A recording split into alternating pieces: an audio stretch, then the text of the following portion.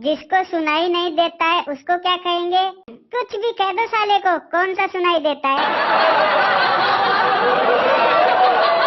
एक तरफ पैसा और दूसरी तरफ अक्ल हो तो तुम क्या चुनोगे? पैसा। गलत, मैं अक्ल चुनता। आप सही कह रहे हो सर, जिसके पास जिस चीज की कमी होती है वो वही तो चुनता है। अच्छा बेटा, 1 से 10 तक गिनती सुनाओ। 1 2 3 4 5 7 8 9 10। 6 कहाँ है? जी वो तो मर गया। मर गया? वो कैसे? सर आज सुबह टीवी पर न्यूज में बता रहे थे कि स्वाइन फ्लू में 6 की मौत हो गई। अच्छा पप्पू, अब ABC सुनाओ।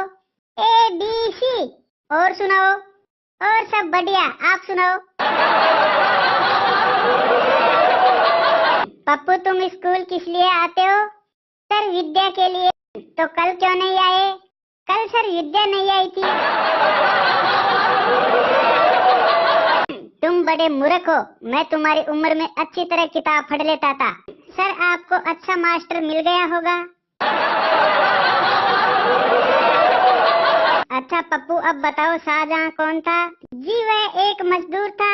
वो कैसे? सर आपने ही तो कहा था कि शाहजहां ने कई इमारतों का निर्माण किया था।